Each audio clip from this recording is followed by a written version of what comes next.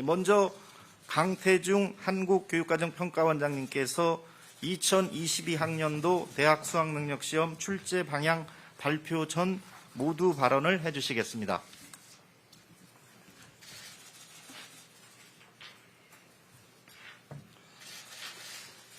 안녕하십니까. 한국교육과정평가원의 강태중입니다. 오늘 치러지는 대학 수학능력시험에 대해 간략히 설명드리기 전에 우선 모든 수험생께 간절한 응원과 격려의 마음을 전합니다. 그리고 자녀를 시험장에 들여보내고 마음 졸이고 계실 학부모님들께도 기원의 마음을 보태고자 합니다.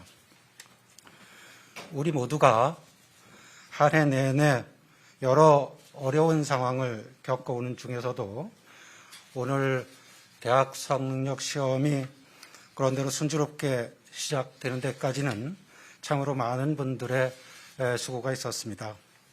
문항 출제와 검토, 인쇄와 배송, 보안과 방역 그리고 교통 지원, 시험장 운영과 감독 등 1년의 과업에 많은 분들이 헌신해 주셨고 교육부와 시도교육청 등 교육당국의 적극적인 지원도 있었습니다. 그리고 무엇보다도 수능으로 빚어질 마련인 일상의 번거로움을 모든 국민께서 용인해 주셨기에 가능해진 일이라고 여기고 있습니다. 깊이 감사드리면서 2022학년도 대학 수학능력시험에 대해 간략히 말씀드리겠습니다. 이미 보도가 되었습니다만 올해 수능 지원자는 50만 9,821명이고 응시한 이 수험생들은 전국 86개 시험지구 1,395개 시험장에서 현재 시험을 막 시작할 즈음에 있습니다.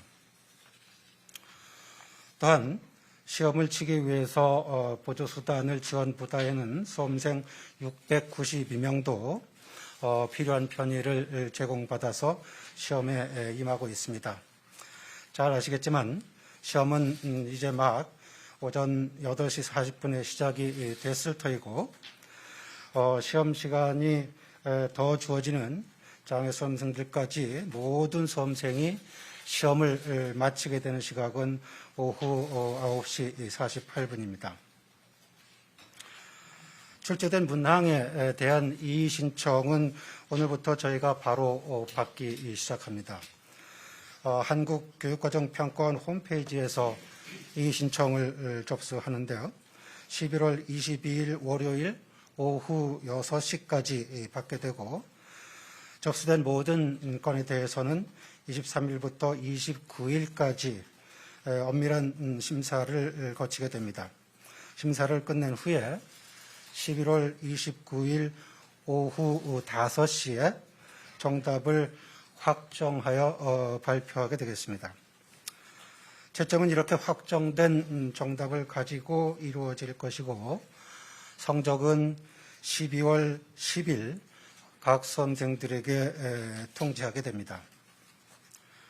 이렇게 오늘 치러지는 수능에 대해서 간략하게 설명드렸습니다.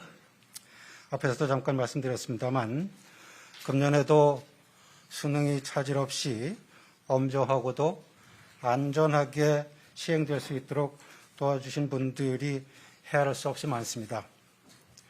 수험생과 학부모님들은 물론 수험생들을 가르치고 시험 운영에도 큰 도움을 주시는 수많은 학교 선생님들, 출제와 검토 그리고 인쇄에 참여하신 분들, 보안과 코로나19 감염, 교통지체 등 비상사태에 대비해 주신 소방관과 경찰관 그리고 방역 당국의 여러분들, 그리고 원서 접수에서 오늘 이후 채점까지 모든 과정에서 촘촘히 지원해 주시는 교육부와 17개 시도교육청 관계관분들, 그리고 저희 한국교육과정평가원의 구성원들까지 이 모든 분들께 다시 한번 온 마음으로 감사를 드립니다.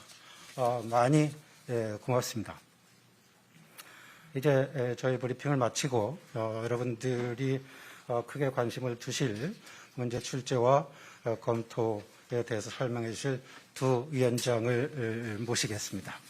고맙습니다.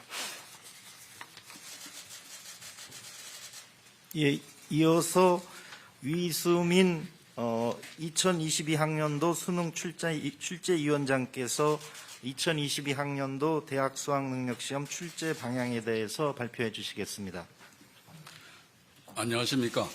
2022학년도 대학 수학능력시험 출제위원장 위수민입니다. 먼저 코로나19로 인하여 여러 가지 어려운 여건 속에서도 대학 수학능력시험 준비에 매진해온 수험생 여러분들의 노고에 감사드립니다. 그동안 갈고 닦은 실력과 기량을 마음껏 발휘하여 좋은 결과 얻기를 기원합니다. 아울러 수험생들을 잘 보살펴 주신 학부모님들, 그리고 수험생들을 지도해 주신 선생님들께 경의와 감사를 드립니다. 또한 수능 특별 방역 조치에 협조해 주신 국민 여러분께도 깊은 감사의 말씀 올립니다. 방역과 출제 관리라는 이중의 부담 속에서도 출제위원과 검토위원이 출제 업무에 전념할 수 있도록 지원을 아끼지 않으셨던 한국교육과정평가원과 현장의 관리요원들께도 감사드립니다. 그럼 지금부터 출제 및 검토위원을 대표하여 2022학년도 대학 수학능력시험 출제의 기본 방향에 대해 말씀드리겠습니다. 이번 수능은 현행 고등학교 교육과정에 의거하여 처음으로 시행되는 수능입니다. 현행 고등학교 교육과정이라 하면 한국사 영역은 2009년, 그 외 영역은 2015년 개정 교육과정임을 의미합니다. 국어, 수학, 탐구 영역은 공통과목과 선택과목으로 개편되고 사회, 과학, 탐구 영역은 영역 구분 없이 최대 2개 과목 선택이 가능하며 제2외국어, 한문 영역은 절대평가가 도입되었습니다.